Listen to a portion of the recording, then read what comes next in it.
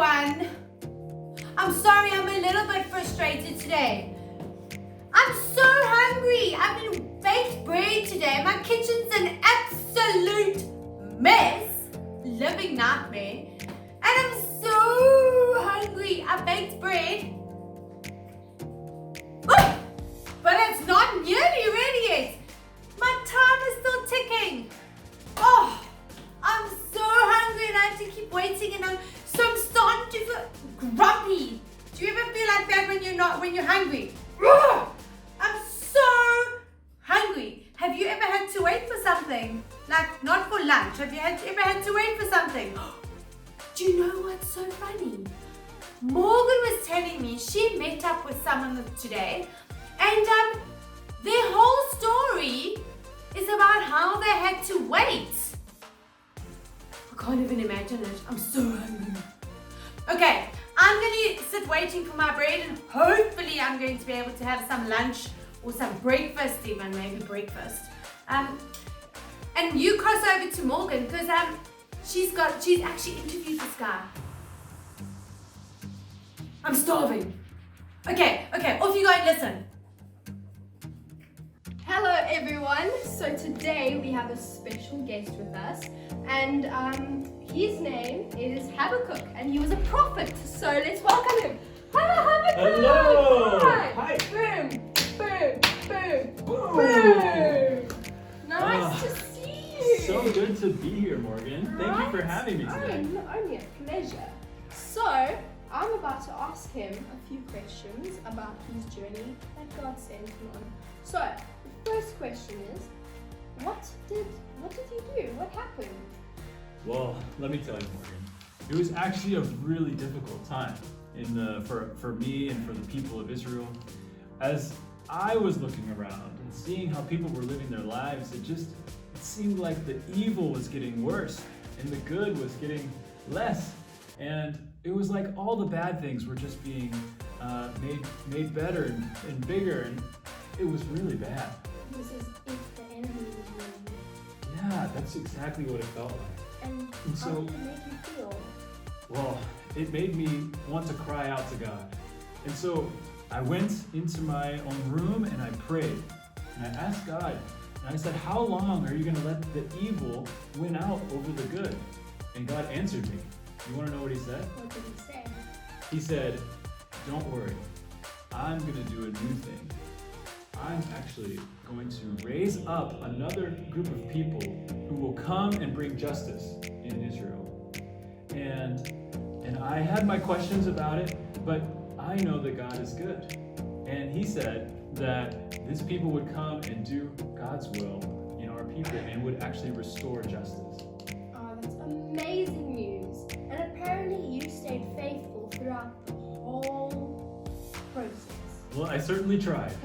And it was really hard. One of the things I had to really learn in the whole process was that even though God had told me what was going to happen, that I had to wait. Wait. Yeah. Wait. Check your watch. You know, sometimes we think God's going to do something just right away. But God has his own timing. And it's being patient during that time. Yeah. That's what God was training me. And actually, I think he was training the whole people of Israel. And he was teaching us how to wait on him patiently. And, you know, that was something that God brought about in us, that we had to wait until God would restore the people back to the place we were in before. Exactly. Did you hear that, guys? So, in some ways, we should do exactly what Habakkuk did. We should stay faithful in the difficult times and wait for God to do his work. So, thank you so much for being here with us today. Thank you so much for having me We today. appreciate it, and hopefully we'll see you soon. See you soon. Bye, kids! Bye-bye. Well, yes, I'm still waiting, and I think I'm going to start opening my chocolate spread and just eating it out the jar. I'm tired of waiting. Ooh, but I think I'm going to have to change my attitude. You know, Habakkuk's story is really very interesting. Didn't you find that? I mean, he lived in a time where there's so much evil everywhere. kind of sounds like the times we're living in, kind of, don't you think? But by faith, he trusted God's promise that God was going to deliver his people, and he was going to deliver them from injustice, from violence, from wickedness. Those are the same things that surround us today, but those people, it was super, super bad. Oh my word, so bad.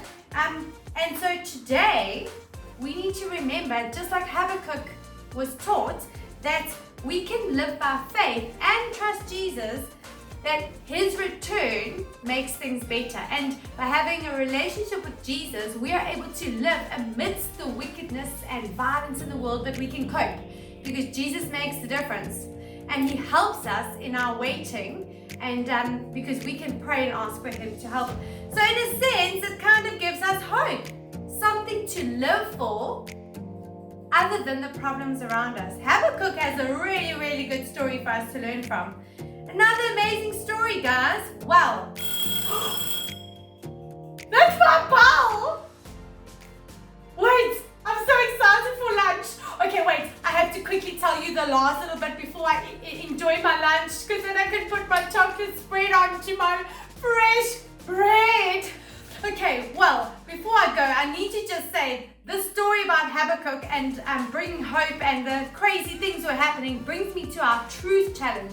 Now remember, we've been reading the book of Esther for April. I wonder how far you are. You know, there are only 10 chapters in the book of Esther, and we've got still 2 more weeks in April to finish off the book of Esther. So it's not too difficult to finish that off, but keep going, okay? Because I've got a new one coming in May, and try and learn that memory verse that Musa taught us. Hey guys, it's really, really good to know. So enjoy reading Esther. Keep waiting patiently and praying to God for help.